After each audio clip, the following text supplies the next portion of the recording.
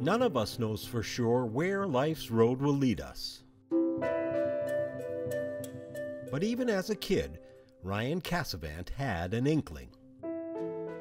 I always just infatuated with my grandfather being in the Marines and stuff, and just hearing his stories as a kid growing up. And then I always had camouflage on. We always played manhunt, and I'd be out there for 3-4 hours. Nobody would find me. 5 years out of high school, Ryan would find himself working as a youth minister, one of God's soldiers as he describes it.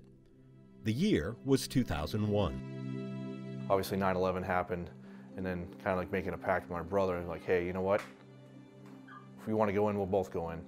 And that's kind of how everything kind of flooded back.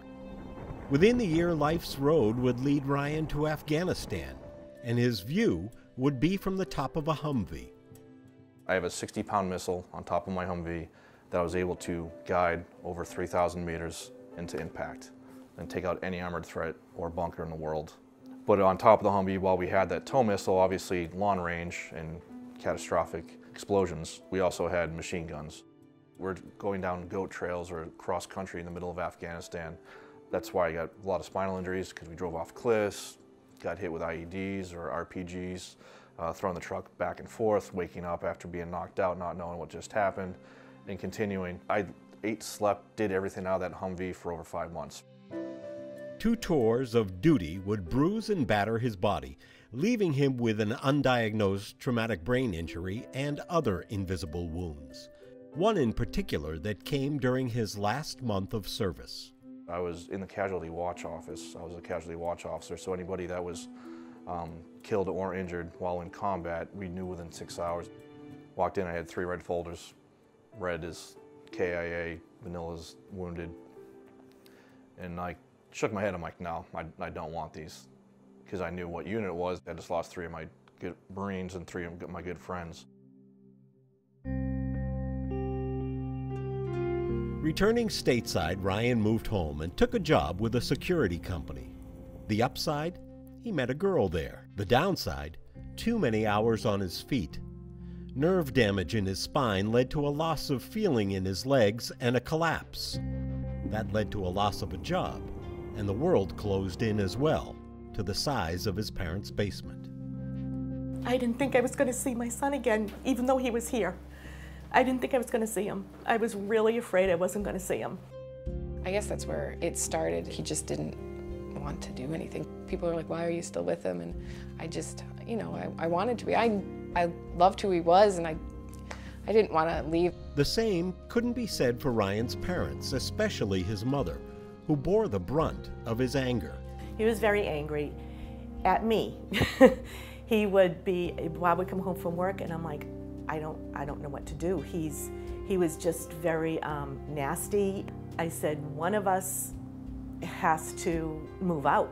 I said, I think it's going to have to be me because Ryan can't live on his own yet. When it started becoming more verbal, even though as a parent, you know, I'm a husband first. Like my dad said, gave me the ultimatum. He's like, hey, you gotta find a job and get out of the house. So, ended up working at South Shore Hospital. And he kept working on himself too, getting an apartment, working on a degree at UMass Boston, which is where another vet steered him towards home base. I was going there as an individual for, you know, my own issues between the TBI and PTSD, through the therapy, through the different doctors that I got there, recognizing that, yes, I still, to this day, suffer from insomnia, but they were able to get me into sleep studies done. They were able to get me into speech therapy. Erica, I mean, she's a strong redhead, and she's stuck by me through all that garbage, all the stuff that I went through, and it takes us. I give her most of the credit, if not all of it, because she stuck by me through all the stupidity that, you know, and all the aggravation, all those fights and quarrels and stuff like that, that she stuck it out. They actually recommended a couples-based therapy. He asked me if I would be a part of it, and I said, well, if that's what it takes, then yeah, I'll be a part of it. Shortly prior to this, we had had some issues, and we almost broke up, but we didn't, and then home base, I don't know if it came along or how it came along, but it was there. That's one of the unique benefits of home base. They work with veterans and families, with families having a broad definition. If a person is important to you and your recovery, they're welcome to participate. A lot of the same techniques that we learned in there, like, hey, I need 5 minutes or I need a timeout, if we get into a tiff or argument, because no couple ever does that, but they're like, hey, you know what, I need 20 minutes. A lot of the stuff that we learned at the home base with the therapy, we still use to this day. He still has his bad days where he's just downstairs, and I know to stay away and give him the space. I don't do it all the time, but I know he needs it every once in a while to just decompress, especially after with work and spending time with other guys who are even worse than him. Ryan does have tough days at work, but in a job he loves. He recently joined home base as a Veterans Outreach Coordinator, the first point of contact when a vet reaches out for help. That voice that knows where you've been and how you can find your way back. It's what helped me, and it's what could help them. And, home base definitely did its work. And if I can be an example to somebody else and it gets them through that comfort, they can take my word for it, then great. I'd be more than happy to let them know what's going on. You asked me this 11 years ago. I never thought I'd be this old and still walking on this earth. That view's changed, obviously. Now I can have a traditional happy birthday, because I didn't think I'd make it through, but definitely blessed and fortunate through, the help of God and through my family and friends that, I'm here.